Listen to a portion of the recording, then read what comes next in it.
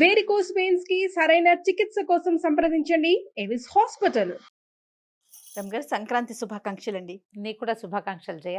Thank you. అలాగే Suman TV ప్రేక్షకులందరికీ మకర సంక్రాంతి శుభాకాంక్షలు. మరి ఎప్పట్లాగనే పండుగ యొక్క విశిష్టత ఎలా ఈ చేసుకోవాలి? సంవత్సరం కొంచెం ఊపిరి పీల్చుకున్నాం నిజం చెప్పాలంటే. అవును, నిరుడు సంక్రాంతి భయంగానే వెళ్ళాము అవునండి, అవును. ముందులోకి. అవును. ఈసారి కొంచెం ఫ్రీగా ఉన్నాం. కాకపోతే ఏదో ఒక గీత, ఒక చిన్న రెడ్ ఫ్లాగ్ ఎక్కడైనా ఉందేమో అనిపిస్తోంది. కరెక్ట్ అండి, correct. అనిపిస్తోంది. కానీ మరి మన పరిధులకి లోబడి అవును, పండగని బాగా ఎలా చేసుకోగలమో అలా చేసేసుకోవాలి. అంతే రమ్గారు. అంతే. అంటే జాగ్రత్తలకి అలవాటు పడిపోయాం కదా. ఆ, అంటే అంటే కాదు. ఏంటి ఎలా ఉండాలి అనేది అది తెలిసింది, నేర్చేసుకున్నాం. అది తెలిసింది మనకి. Right. కొంచెం మనం ఫ్రీ అయ్యాం. మళ్ళా కాళ్ళు చేతులు కొద్దిగా వెనక్కి తీసుకుని జాగ్రత్తగా Yes. హెచ్చులకు వెళ్ళిపోకుండా, పరిగెత్తేయకుండా పండగ మాత్రం చక్కగా చేసుకోగలుగుతాం. తప్పకుండా. మరి పండుగ రోజు ఏంటి, ఏం చేయాలి? మకర సంక్రమణం. సూర్యుడు మకర రాశిలోకి ప్రవేశించడం. అయ్యప్పలు మకర సంక్రమణం అనగానే, మా సంక్రాంతి అనగానే మనకి అయ్యప్పలు జ్ఞాపకం వస్తారు కదా. ఈ రోజున స్వామివారి పూర్తి దర్శనం అవుతుందని అయ్యప్పని చూస్తామని ఎంతమందో భక్తులు జ్యోతి దర్శనం. జ్యోతి దర్శనానికి వెళ్తారు. మకర జ్యోతి దర్శనం అది ఒక ప్రత్యేకమైన కల్ట్ కదా అటువైపు వెళ్ళేది. మనం మామూలుగా ఇంట్లో ఉండేవాళ్ళం ఏం చేస్తాం, భోగి నాడే తలంట్లు పోసుకుంటాం. సంక్రమణం నాడు తలంటి పోసుకోవటాలు అవి పెద్ద విశేషంగా చేయక్కర్లేదు. ముందు రోజే మనం బాగా అభ్యంగనాలు చేసేసి ఉంటాం కాబట్టి. సంక్రమణం నాడు ప్రత్యేకంగా ప్రతి నెలా వచ్చే సంక్రమణం నాడు కూడా పెద్దలకి నీరివ్వటం అనేది ఒక పద్ధతి ఉంటుంది. అప్పుడు చేసినా చేయపోయినా పెద్దవాళ్ళకి పెట్టుకునే రోజు ప్రత్యేకంగా ఇది. మామూలు మనం పండగ చేసుకుంటాం, ఈ ధాన్యం వచ్చే రోజు కాబట్టి విశేషంగా దాన ప్రక్రియ. గంగరెద్దుల వాళ్ళను, హరిదాసులను, ఎవరైనా వాకిట్లో బిచ్చగాడను ఎవరు వచ్చినా సరే ఇంట్లో రకరకాల పదార్థాలు వండుకుంటాం. కొత్త బియ్యం ఒడ్లు వస్తాయి కాబట్టి కొత్త బియ్యంతో అరిసెలు వండుకుంటాం. మన ప్రాంతం అంతా అరిసెలు, చక్రాలు, చేగోడీలే చేసుకుంటాం ఎక్కువగా. అరిసెలు చక్రాలే కదా చేసేది. వాటిని ఎవరో ఒకళ్ళకి దానం చేయటం. మనకు కావాల్సిన 1/2 కేజీ వండుకోకుండా ప్రతి వాళ్ళు 5-6 కేజీలు కొట్టిస్తారు అరిసెలు. అదే చేసుకుంటాం కదా. అక్కడి నుంచి తీసి ఇవ్వడం దానము. తర్వాత విశేషంగా ఏంటంటే స్వీట్లు అవి పంచిపెట్టుకోవటం. తర్వాత నువ్వులు ఉండలు పంచటం, గుమ్మడికాయలు లాంటివి ఎవరికైనా ఇవ్వటం. ఈ రోజుల్లో పచ్చగుమ్మడి బాగా విశేషంగా కనపడతాయి. పువ్వులు వస్తుంటే గుమ్మడికాయలు వస్తాయి. గుమ్మడిని దానం చేయటం చాలా విశేషమైన దానంగా చెప్తారు ఇప్పుడు. కుష్మాండ దానం ఇస్తే భూమిని దానం చేసిన ఫలితం లభిస్తుందట. అంత మంచిదన్నమాట. సంక్రమణలో పూజారులకి ఇవ్వచ్చు, ఎవరో ఒకళ్ళకి బ్రహ్మచారికి ఇవ్వచ్చు, దేవాలయంలో ఇవ్వచ్చు. ఎవరైనా మన ఇంటి పురోహితుడు అయ్యగారు తీసుకుంటారా అని అడగాలి. వాళ్ళు తీసుకోకపోవచ్చు, కొంతమందికి ఏదో రకరకాల అనుమానాలు ఉంటాయి. లేదా నువ్వు అంత చెయ్యవు, శుభ్రంగా పులుసు వండుకుంటారు, ఎవరో ఒకళ్ళకి చేతిలో పెట్టు. ఇది బాగుంది కదా. ఎవరో ఒకళ్ళు పులుసో కూర చేసుకుంటారు. 4 రోజుల కూర కదా అది. అవును. గుమ్మడికాయ కోస్తే 3 రోజులు వాడుకోవచ్చు ఫ్రిడ్జ్ లో పెట్టుకుని శుభ్రంగా. ఇచ్చేయడమే. అలా ఇవ్వచ్చు. ఏదైనా దానం అద్భుతమైన ఫలితాన్ని ఇస్తుంది. అందుకని ఏం చేస్తాం, మనం ఎక్కువగా స్వీట్లు గిట్లు పంచుకుంటాము, స్నేహితుల్ని కలుస్తాము. మన వైపు అయితే అలాయి బలాయిలు జరుగుతాయి తెలంగాణ అంతా కూడా కదా. స్నేహితుల్ని కలవడం హెచ్చుగా ఉంటుంది, బంధుమిత్రుల్ని కలవడం, కొత్త అల్లుళ్ళు రావడము. పెద్ద పండుగ కాబట్టి ఇప్పుడు బట్టలు కొనుక్కోవడం, మనకి ధాన్యం ఇళ్ళకి వచ్చే రోజులు కాబట్టి. ఇప్పుడు ఎంతమందికి వస్తున్నాయో ధాన్యాలు ఇళ్ళకి. మనం రైతులు తగ్గారు, మనకి రైతులు తగ్గిపోయారు కదా. అయినా కూడా రైతు కుటుంబాల్లో పండగకే బాగా బట్టలు కొనుక్కోవటము, విరివిగా అల్లుళ్ళకి చక్కగా చేసి పెట్టడము. 3 రోజులు 4 రోజులు పండగ 4 రోజులు నవకాయ పిండి వంటలతోటి భోజనం పెట్టడం, అల్లుడిని గౌరవించడం, వాళ్ళ పుట్టింటి వాళ్ళందరినీ పిలుచుకురావటం, వాళ్ళని కూడా పిలిచి బట్టలు పెడతాము.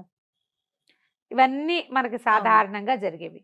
పెద్దవాళ్ళకి పెట్టుకోవటం కూడా ఇది ఏంటంటే మన మహాలయ పక్షాల్లో చేసాం ఇంతకుముందు. అది ఎప్పుడు వచ్చింది, భాద్రపదంలో వచ్చింది కదా. భాద్రపదంలో వచ్చిన మహాలయ పక్షాల్లో తిథి తెలిసి చేస్తాం. అమావాస్య నాడు తిథి తెలియని వాళ్ళు పెట్టుకుంటారు. అప్పుడు లేని వాళ్ళు కూడా దాదాపుగా అన్ని జాతులలోనూ ఈ రోజున పెద్దలకు పెట్టుకోవటం కనిపిస్తుంది మనకి. పెద్దవాళ్ళు అంటే తండ్రి మరణించిన తండ్రి, తాత వాళ్ళ పేరుతోటి 2 విస్తరాకులు పరిచి చక్కగా వండిన పదార్థాలని అందులో నివేదన చేసి పెట్టుకోవటం, వాళ్ళ ఫోటోలు పెట్టి వాళ్ళ పేరుతో బట్టలు పెట్టి, బట్టలు ఎవరికైనా ఇస్తాం, భోజనం ఎవరికైనా పెడతాం, బట్టలు ఇచ్చేస్తాం ఎవరికైనా. నాన్నగారి పేరుతోటి బట్టలు ఇవ్వడం. ఇది తద్దినాలు తిథులు పెట్టే అలవాటు ఉన్న వాళ్ళు చేసే పనిగా కనపడదు మనకి. అవును, ప్రతి ఒక్కరూ చేసుకుంటాం. మామూలు వాళ్ళు ఎవరైతే ఈ తిథి ప్రకారం తద్దినమో అది పెట్టలేకపోతారో వాళ్ళు పెద్దవాళ్ళకి పెట్టుకోవటం కోసం అన్నమాట. తర్వాత మనని ఆశ్రయించుకుని ఉండేవాళ్ళు, బట్టలు ఉతికేవాళ్ళని, వాకిళ్ళు ఊడ్చేవాళ్ళు, ఇళ్ళ పనులు సహాయం చేసేవాళ్ళు. వాళ్ళకు కూడా మా వాళ్ళందరూ కూడా పెద్ద పండక్కే బట్టలు కుట్టించేవాళ్ళు పాలేళ్ళకి. అలాగే అలవాటు ఉండేది నా చిన్నప్పుడు. తర్వాత ఇప్పుడు అంత కమతంగా ఉండేవాళ్ళు వాళ్ళు తగ్గారు కదా. అయినా సరే ఈ పండుగ రోజుల్లోనే మనకి డబ్బు ఎక్కువగా కనిపిస్తుంది. అవును. సంక్రాంతికి బోనస్లు ఇదివరకు ఇచ్చేవాళ్ళు, ఇప్పుడు ఇస్తున్నారు ఇవ్వట్లేదు. బోనస్ రావటం ఈ పండగ రోజుల్లోనే మనకి ఎక్కువ ఖర్చు కనిపిస్తుంది, సంతోషము ఎక్కువగా కనపడుతుంది. బొమ్మలు పెట్టే అలవాటు ఉన్న వాళ్ళు బొమ్మలు పెట్టుకుని బొమ్మలకి హారతి ఇచ్చుకుని ఇంట్లో తాంబూలాలు ఏమైనా ఇచ్చుకోవటం. ప్రత్యేకమైన పూజా విధానం పాటిస్తామా రమ్మగారు? బాగా ఎక్కువగా కనపడేది ఏంటంటే సంక్రమణం రోజున మనం దాన ప్రక్రియ అంటే పెద్దవాళ్ళకి పెట్టడమే కాకుండా ఎవరికైనా ఏమైనా పంచి పెట్టడం చేయం. ఓహో. ఇప్పుడు ఈ రోజున దేవతలు నిద్రలేస్తారని చెప్తారు. మామూలుగా మనం కాల గమనాన్ని 2 రకాలుగా కొలుస్తాం. అవును.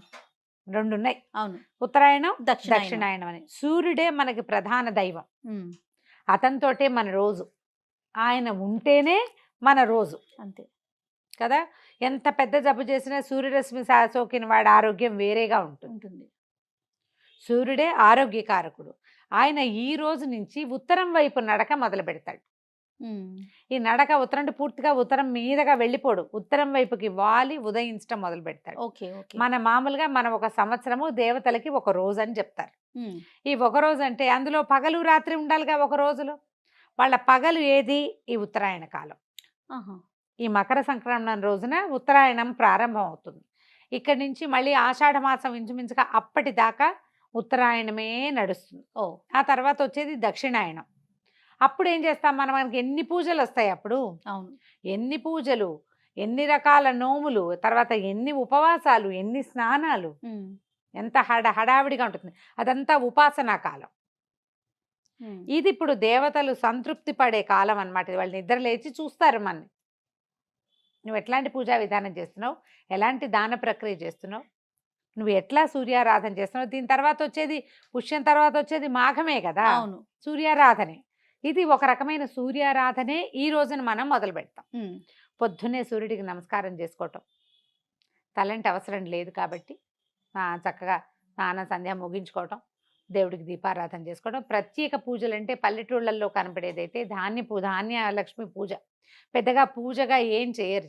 ధాన్యపు కంకులు ఇలా ఏం చేస్తారు, వాటిని కట్టేసి వేలాడేస్తారు. పక్షులు హాయిగా తినడం ఆహారం కింద ధాన్యపు కంకుల్ని పక్షులకు ఆహారం చేస్తాము. తర్వాత ఏమో పశువులకి చక్క గారెలు అవి వండి పశువులకు కూడా పెడతారు. అవును. ఒక్కొక్క ఊళ్ళో ఒక్కొక్క ఆచారం కనిపిస్తుంది, ప్రాంతాల వారీగా మారుతుంది కదా. ఇప్పుడు పాలు పొంగించే ఆచారము అది మన ఆంధ్ర ప్రాంతాల్లో కంటే, అంటే ఆంధ్ర తెలంగాణ ప్రాంతాల్లో కంటే కూడా కొంచెం తమిళనాడు బార్డర్స్లో అక్కడ కనపడుతుంది. తమిళియన్స్ చేసుకుంటారు కాబట్టి పాలు పొంగించి చెరుగడతో కలపటాలు అవి మనం చెయ్యం, పెద్దగా మనం చెయ్యం. ఒకవేళ అలాంటిది ఏదైనా ఉంటాయి. దీంట్లో మనం ప్రధానంగా గుర్తుపెట్టుకోవాల్సింది ఏంటంటే పండుగలు విధానాలు మన ఇళ్లల్లోవి, మన ఊళ్ళల్లోవి, మన ఇంట్లో ఏం చేస్తారో అది, మన పెద్దలు ఏం చేస్తారో మనం చేయటం. మనం అమెరికాలో ఉన్నాం, ఆస్ట్రేలియాలో ఉన్నాం, ఆఫ్రికాలో ఉన్నాం పోనీ, కానీ అక్కడ మన పండగ వాళ్ళు చేయరే. అవును. మన పండగ మనమే కదా చేసుకుంటాం. అప్పుడు మన పెద్దమ్మ మన అమ్మమ్మ ఎవరో ఒకళ్ళకి ఫోన్ చేసి పండగ రోజున ఏం చేయవో సంవత్సరం 2 ఏళ్ళు కనుక్కున్నారనుకో, 3వ ఏడాదికి మనకే తెలుస్తుంది. అంతే కదా. సోషల్ మీడియాలో ఫాలో అయ్యి వాళ్ళు ఎవరో చేసే విధానాలు మాత్రం ఫాలో అవ్వద్దు. మనం సంస్కృతిని సాంప్రదాయాన్ని ముందుకు తీసుకెళ్లాలంటే ముందు వెనక్కి చూడాలి ఒకసారి. ఎప్పుడు కూడా వెనకాల ఏది ఉందో చూసుకుని దాన్ని ముందుకు తీసుకెళ్తే ఎందుకు పెట్టారో కొన్ని మనకు అర్థం కూడా. గోల్డ్ ఈజ్ గోల్డ్ కదా రమ్మగారు. కొన్ని విధానాలు ఈ విధానం ఎందుకు వచ్చింది అంటే దానికి పెద్ద సమాధానం ఉండదు. మన ముందు తరాల వాళ్ళు కూడా చెప్పలేకపోతారు. ఇదే మన అలవాటు, మన పద్ధతి. వాళ్ళు చేశారు, మనం కొనసాగించటమే. కొన్నిటికి రీజన్స్ మనకు అర్థమవుతుంటాయి. కొన్ని ఎవరైనా పెద్దవాళ్ళు చెప్తారు. రీజన్ తెలియనివి మన ఇళ్లలో ఉన్నప్పటికీ, మన ఊళ్ళల్లో ఉన్నప్పటికీ అది మనం కొనసాగిస్తూ ఉంటే మన పిల్లలకి మన మూలాల్లో నుంచి ఎంతో కొంత విజ్ఞానాన్ని ఇవ్వగలుగుతాం. ఎన్నో కొన్ని విధానాలని మన పిల్లల జీవితంలో జీన్స్ పరంగా రావాల్సినవి వస్తూనే ఉంటాయి. అవును. ఆ జీన్ సైక్లింగ్ ఉంది చూసావా, దాన్ని దెబ్బతినకుండా ఉంచాలంటే ఈ రోజుల్లో ఇది తినాలి అని మన జీన్స్లో ఫిక్స్ అయిపోయి ఉంటుంది. అది డిస్టర్బ్ చేయొద్దు అంతే. దానికి మన ఊళ్ళల్లో ఎవరైనా ఫ్రెండ్స్ చుట్టాలు ఎవరు లేరండి మాకు అంటారు. ఏ కజిన్సో లేకుండా ఎందుకుంటారు ఎవరికైనా. దానికి ఏం చేయాలి, మనం బాగా మానవ సంబంధాలు కాపాడుకోవాలి. మెరుగుపరుచుకోవాలి. ఎప్పుడు అంతే రమ్మగారు. ఎప్పుడు కూడా ఇప్పుడు మనం పండగ చేసుకోవాలంటే నువ్వే వండుకుని నువ్వే తింటే నీకేం సరదా ఉంటుంది? నువ్వు వండుకు తింటాం ఎందుకు, బయటకు వెళ్ళి కూడా తెచ్చుకు తినేసేయచ్చు. అవును. నువ్వే తినేటట్టయితే నలుగురితో పంచుకు తినాలంటే నలుగురు కలిసి చేసుకోవాలి దాన్ని. పండుగలు అందుకే కదమ్మా ఇంత విశేషంగా చేస్తాం. అవును. నలుగురిని కలవటం, స్నేహితుల్ని కలవటం, మనం చేసిన పదార్థాలు, మన ఇంట్లో చేసిన ప్రసాదాలు నలుగురికి పంచిపెట్టడం, మన సంతోషాన్ని ఇంకొకరితోటి పంచుకోవడం, అట్లా సోషలైజ్ అవ్వటం కోసమే పండుగలు ఇంత విశేషంగా చేస్తాం. ఇప్పుడు చూడు, ఇప్పుడు హైదరాబాద్ నుంచి బందరు, బెజవాడ, నర్సీపట్నం వైపు వెళ్ళిపోయే బస్సులు ఎట్లా విపరీతంగా వెళ్తాయో. స్పెషల్ బస్సులు వేసినా వేల కూడా కొద్దీ. చాలదు. అయినా సరే చాలదు, మనం అసలు రోడ్డు మీదకి వెళ్తే అక్కడికి చేరలేము, ఇంటికి రాలేము, ఆ పరిస్థితుల్లో చిక్కుంటాం. అందరూ ఊళ్ళకి పరిగెత్తాలనుకుంటారు, కోడి పందాలు వేస్తారు, ఇవో రకరకాల సరదాలకు చేసేవి. క్రమంగా అవి పెద్ద పెద్ద పందాలుగా పరిణమిస్తాయి అనుకో, అది వేరే కదా. మామూలు కుటుంబాల్లో ఏం చేస్తారు, అవును. అవంతా చేసుకోం కదా. చక్కగా ఏదో పప్పులు అనుకుంటాం, మంచివి 4 రకాలు, అందరం కలిసి నలుగురం కూర్చుంటాం. కలిసి ఒక చోట కూర్చుని కబుర్లు చెప్పుకుంటాం, వాకిళ్ళకి బంతిపూలు కడతాం, మామిడి మండలు కట్టుకుంటాం, వాకిళ్ళల్లో చక్కగా ముగ్గులు వేసుకుంటాం, గొబ్బిళ్ళు అవి పెట్టుకుంటాం. చుట్టుపక్కల దేవాలయాల్లో ఎక్కడైనా గోదా కళ్యాణాలు అవి జరుగుతుంటే అవన్నీ వింటాం. చూస్తాం, నమస్కారం చేసుకుంటాం. మన ఊళ్ళల్లో చేసే పండుగలు, మన పద్ధతి, మన విధానం, దాంతో ఏమవుతుంది, మన గుండెని అట్లా ఒకసారి తట్టి మనం ఇక్కడే ఉన్నామని ఒక సంతోషం, అంతే. అది సంవత్సరం అంతా వస్తుంది. మళ్ళీ సంవత్సరం మధ్యలో ఏ రకాల ఇబ్బందులున్నా ఈ వెనకాలన్న సందడిని తలుచుకుంటూ ఉంటే భయం లేకుండా ఉంటాం మనం. ఆ. మోరల్ మన వెనకాల ఉన్న గుంపు గుర్తొస్తా ఉంటుంది. మోరల్ సపోర్ట్ ఉంటుంది. అందుకని ఎప్పుడు కూడా పండుగలు ఒంటరిగా చేసుకోవద్దు. 2-3 కుటుంబాలు కలిసి ఒక చోట చేసుకుంటే పాత పద్ధతిలో అందరూ ఒకే చోట పండగ. రైట్. మీ ఇంట్లో దీపం పెట్టుకోవడం, వాళ్ళ ఇంటికి వెళ్ళిపోవడం, చక్కెర పొంగల్ చేసుకోవటం, అరిసెలు చేసుకుంటాము. మా ఇంట్లో సంక్రాంతి పండగ అంటే ఖచ్చితంగా చక్కెర పొంగల్ చేస్తారు. పైగా ఈ గోదా కళ్యాణం చదువుకుంటాం ఘట్టం. అవును. ఇంట్లో కళ్యాణం చేసే అలవాటు ఏం లేదు మా ఇంట్లో. ఆఖరి పాసురం చదువుకుని భోగినాడు చదువుతారు. పాసురం ఒకవేళ 28, 29 రోజులకి అయిపోయింది అనుకో, అప్పుడు 30వ పాసురం పండుగ నాడు చదువుకుని ఆ పూట చక్కగా చక్కెర పొంగల్ చేసి పెడతారు, గారెలు అవి చేసుకుంటారు. ఎవరెవరి విధానాన్ని బట్టి వాళ్ళు. పండుగలు మనం ప్రధానంగా ప్రజలందరితోటి మమేకం అవ్వడం కోసమే వచ్చాయి. ఆ విధంగా సంక్రాంతి పండుగని ముందుకు తీసుకెళ్ళండి. ఎవరు చక్కగా కైట్లు ఎగరేసే అలవాటు ఉన్న వాళ్ళు కొన్ని Yes. ప్రాంతాల్లో వేస్తారు కదా, అవునవును. చక్కగా గాలిపటాలు ఎగరేసుకోవటం, పెద్దవాళ్ళకి నమస్కారం చేసి రావటం, అన్ని స్నేహితుల్ని కలవటం, ఇలా ఈ పద్ధతిలో పండుగని ముందుకు తీసుకెళ్ళండి. తప్పకుండా రమ్మగారు. మరొకసారి సంక్రాంతి పండుగ శుభాకాంక్షలు.